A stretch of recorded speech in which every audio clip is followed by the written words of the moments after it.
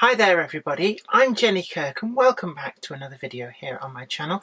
I'm going to be doing a box opening and review. Now I know we haven't done any of these in a long while, just been so busy working on Weir Yard up in the loft, and don't forget that you can look back and see all of those videos and see the amazing progress. But today I've got something which I picked up at Ali Pally earlier this year. That's how long it's been on my to-do list, or should I say my to-review list. But I hope you're going to enjoy this, so stick around and let's take a closer look.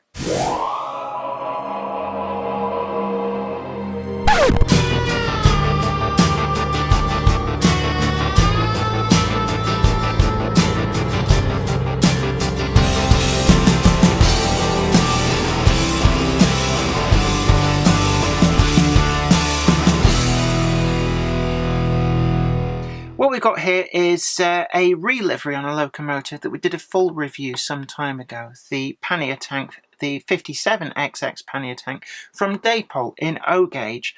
Now this catalogue number is 7S-007-DCC1, and this is a livery version that they produced as a special commission for a manufacturer, but I picked it up straight off the Dapol stand at Ali Pally. So it's reasonably easy to come by, and it's the pannier tank but in the later NCB green that it received when it was sold into NCB use. And it's something about these pannier tanks that they were so versatile that a number of them did end up in industrial usage, and also London Underground bought a whole host of them to use for pulling engineers' trains in the 60s and into the 70s. It's a pretty tight fit on this box. I'm just trying to pull this open whilst I talk. And oh, that is quite a vacuum drag in there.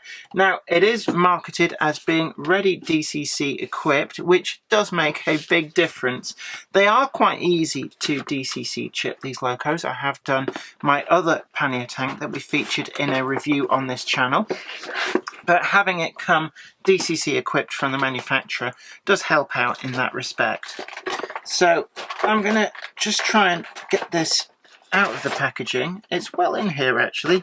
We get an awful lot of these packaging pieces. We did discuss these in the other review, so if you want a full review on all of the aspects of the model itself, go back and take a look at the review that we did on the BR Black liveried version.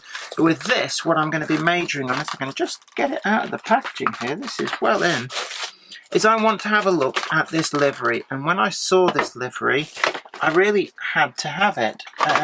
I have to say, I'm sure you'll agree, the pannier tank really does suit a whole host of other liveries. So you can see here, this sort of almost like a lime green, and it's really nicely applied by Dapol to this model.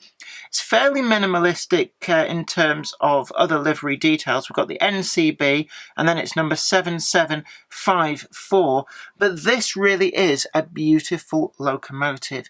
Bachmann produced this as a limited edition for Model Zone quite a few years ago, and it's been one that got away for me. I always meant to get it from Model Zone, and then they kind of sold out, and I've been in half an eye looking out for them at shows second-hand. So when I saw this, I actually went to the stand to buy an LMS Ginty, but this livery really caught my eye and blew me away. In terms of application, it's really crisply done, so we can see that there's no overspray, and it all goes together really nice. Now, it could be quite a bland livery without any lining or anything else like that in terms of embellishments, but Dapol have really finished this loco well, with a special attention to detail to all of the different colours. So we've got the black running plate, but also all of the red motion and side rods, buffer beams, vacuum pipes, already fitted, all nicely finished in these different colours. We've even got a bit of the sort of gold coloured embellishment for some of the metalwork and pipe work, and into the cab we've also got a lot of separately finished detailed parts, and it really is a nice model. We can also see down in there we've got the safety valves and the whistles, separately applied metal parts, and I believe the roof of the cab is held on by magnets, which is a really great touch because it means you can just take that off and we can see right down inside there, and look at the finish on that. All separately applied pipework and fitting detail, and really nicely finished. I'm looking in there, and it just, you wouldn't normally see any of this, but it's there and it is really well done. We've also got these cab side doors which do open and close, again all finished nicely in the body colour, and it really is a great model. One thing I also do want to bring to your attention about this model that I did on the previous model that I reviewed is all this motion in here. All of this motion does go round. When the locomotive runs, that you can just about see it tweaking with the slack in the wheels. But this motion works. All the valve gear and the pistons do what they're supposed to, and that is an amazing feat, even in O gauge, and especially given that from most viewing angles, you're never going to see that. Now that is attention to detail. As we talked about on the BR Black pannier review, we've also got the flickering firebox glow effect, and overall I think that this is a beautiful model that really does suit this livery application from Dapol.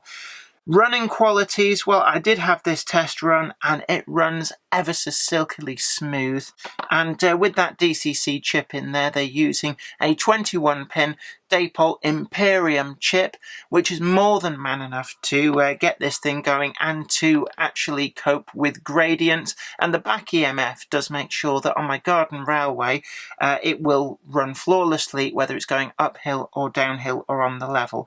So overall, I think that this is certainly one to watch from Dapol. If you're wanting a few O-gauge locomotives, they look equally at home on a shelf, just as decoration as they do on a layout. And I'd give this really, I'm going to be really generous. I'm in a good mood, and it is a good model. I'm going to give this 10 out of 10. I really can't find anything to fault with this model. And the base model itself is good, but the livery application elevates this model to something special.